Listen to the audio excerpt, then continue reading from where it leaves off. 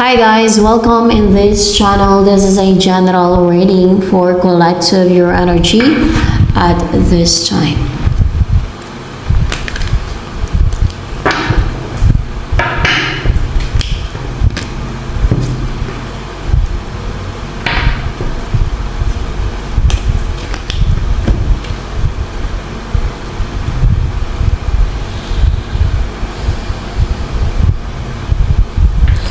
Actually, there is a new beginning, more clarification with the tower here.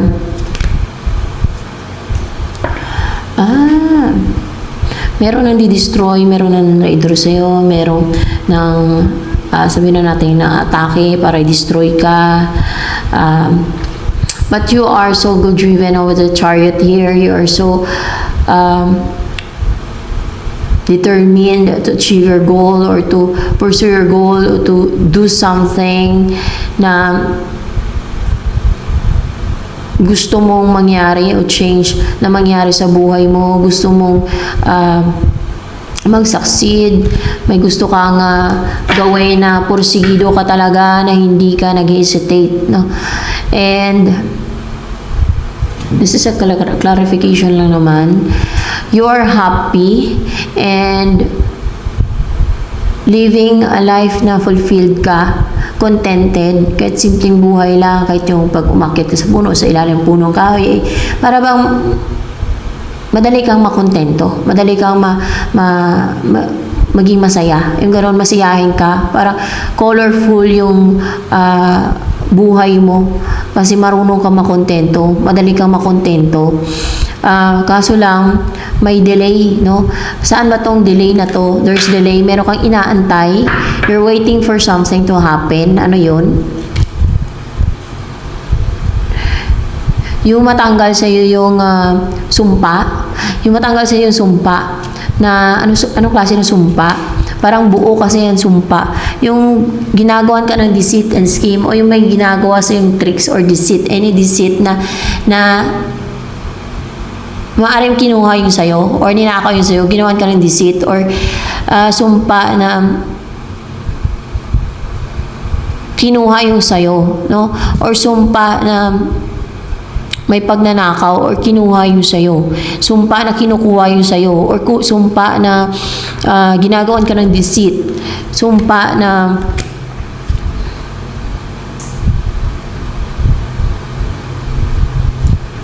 pwede din na yung nakakarelasyon mo ay nagiging player ba or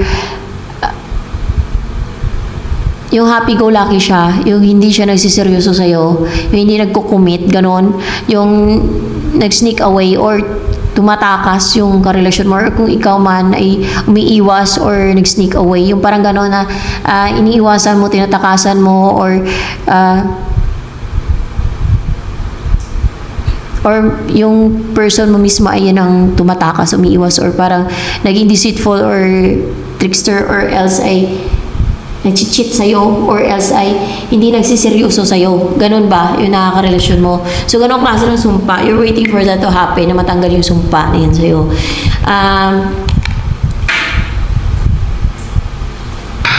Ano pa? Anong klase ng sumpa yung gusto mo matanggal sa'yo? Naantay mo matanggal sa'yo?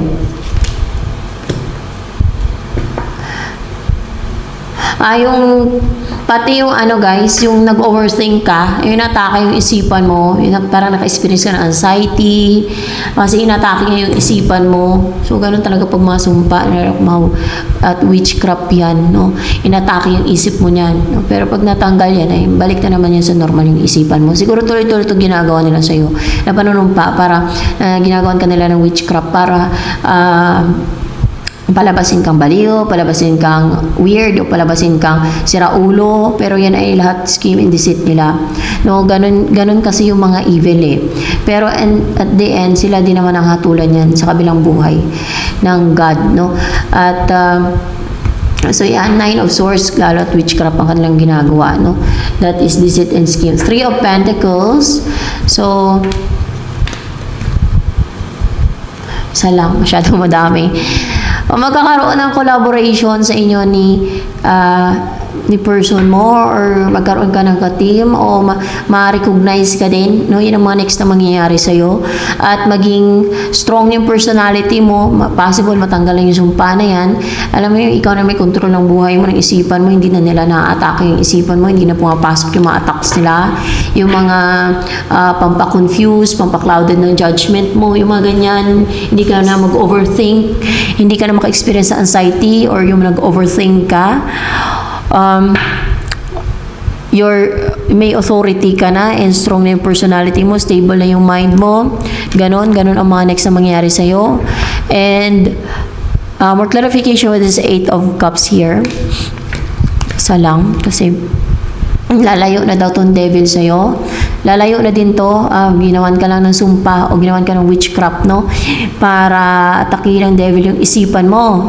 So that is very injustice na yung ginawa sa'yo. Para manipulahin yung isipan mo, para kontrolin yung isipan mo, para mag-create ng mga illusions, hallucination, or illusions sa iyong isipan. Pero pag lumayo na yan, wala, balik na yan sa normal yung isipan mo na stable and powerful and strong na yung personality mo, lalo yung isip mo. Yan. Lalayo din yan. May gumawa lang sa'yo ng witchcraft na may sumpa. Ganon. So, magkakaroon ng new cycle, no? At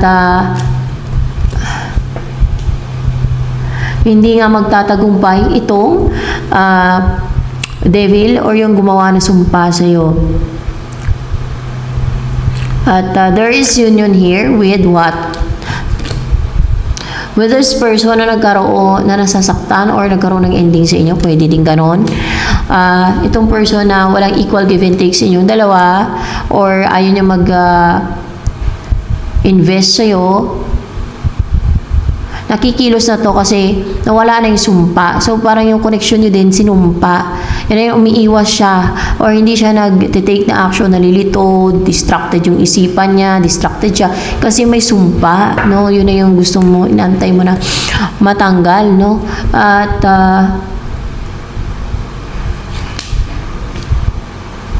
upright ba to? In reverse.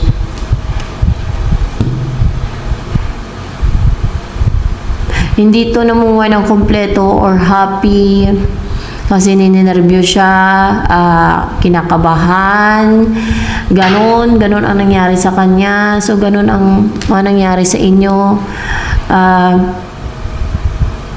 Naging cold and emotional, vicious siya. Yun ang energy ng person mo. Naging fake, hindi siya yung totoong siya. Kasi lahat ay scheme and deceit na ginawa sa inyo. May sumpa. Yun ang nangontrol, na manipulate ng isip ninyo, ng buhay ninyo, emosyon ninyo. Kaya pati yung person mo, hindi siya yung siya ngayon. Manipulated yan. Para bang nabudol. Parang biktima ng budol-budol. Ginawa ng orasyon. Mga ganun ba? Alam niyo, pag nabiktima ng budol-budol, wala sarili. Parang sinusunod niya yung gusto nung hiniling nung budol sa kanya, nung gumawa ng orasyon sa kanya. Yan. Ganon siya, guys, eh.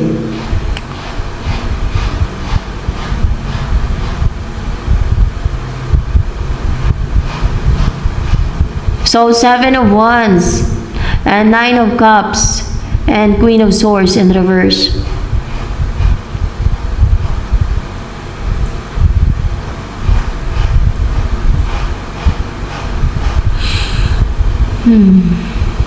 Kahit defensive tong person mo dahil nga sa influence na alam nyo, may sumpa sa inyong connection, pati hindi lang sa'yo, o dahil may sumpa sa'yo o basta sa inyo, ay kahit ganoon ay madadala yan siya sa emosyon niya.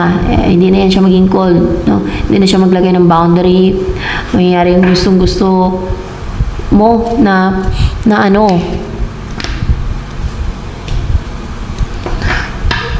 hindi na mag-succeed, hindi na magtagumpay.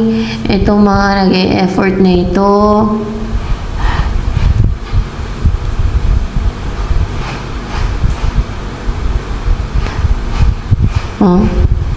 Para manatili kayong hiwalay. May nag-e-effort may napuput ng hard work talaga para tuloy-tuloy ginagawa nila. Na trabaho nila. Para sumpain kayo, para pigilan kayo na magsama.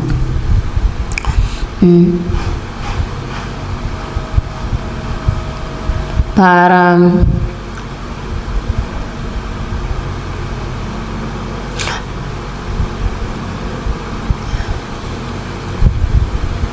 yun ang ginagawa nila. Tuloy-tuloy ang ginagawa nila. Pinapaiwas nila si person mo sa'yo.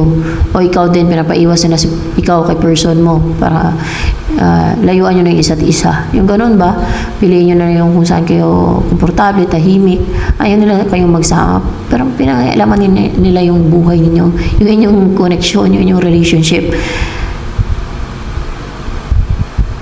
The Hangman in reverse. Para iwasan nyo na yung isa't isa. Hindi na kayo manatili na alam nyo yung gusto nyo makasama yung isa't isa. Yung ganun ba? Para mag-juggling kayo. Ganun. Para maging emosyonal. At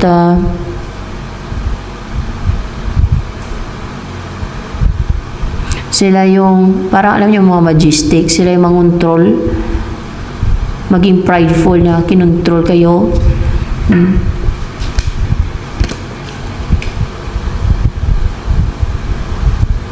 Excited.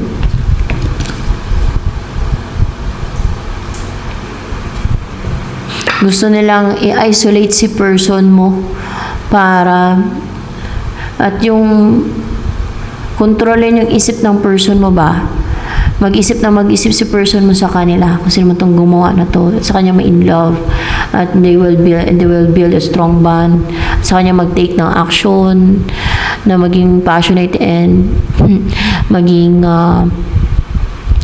positive, excited na mag-take ng action sa kanya para magkaroon ng stability sa kanila.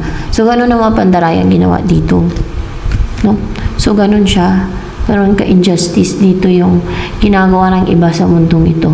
So, King of Swords.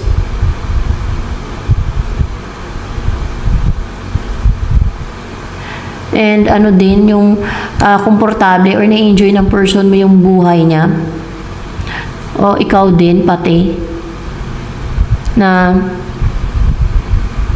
wala ka sa buhay niya, wala si person sa buhay mo, na galit pa kayo sa isa't isa ni person mo, na bitter kayo or parang cold sa isa't isa. Ganun naman ginawa nila dito. Ganun ang ginawa nung sino man gumawa nito. So, the Star in reverse and the Three of Cups in reverse. Na wala na pag-asa na ma-reunite pa kayo. Yun ang ginawa nila para wala na pag-asa na ma-reunite pa kayong dalawa, na magkabalikan kayong dalawa. Na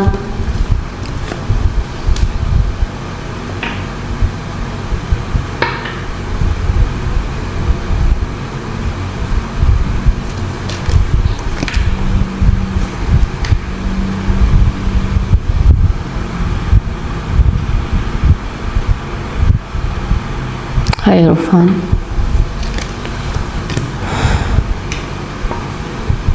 Nasa gano'n ay makapag-take ng risk kanino kay person mo. Let's see. No, sa'yo. Hala, nasa gano'n makapag-take ng risk sa'yo. Itong si King of Pentacles na to, magkaayos kayong dalawa, magkasundo, at ikasal kayong dalawa. Yun ang gusto niya eh. Puntahan ka niya. So, isa to sa gumagawa ng scheme deceit. Isa yan. May gusto din yan sa'yo. Kung meron nakagusto kay person mo, meron nakagusto sa'yo na gumagawa din ng deceit. No? So, hindi lang pala isa to. Merong gumagawa ng deceit sa inyo. Para hindi na ma-stuck. Para hindi na mangyari yung kung ano yung nakadistin sa inyo. Kung ano yung nakastakda, pwede nakatakda. Hindi, nakadistin ba? Nakadistin na mag-umpisa kayo ng relationship ng isang person. So, may gumagawa dito talaga ng deceit eh. No? May deceit talaga. Para mag-recover ka na sa yung kalungkutan na nawala yung person mo na yun sa'yo, yung isang mong person. May gumagawa ng deceit eh. Para hindi ka na ma-attract doon. Kasi gusto niya sa'yo siya. At gusto niya kayong dalawa ang magkaroon ng balance. No?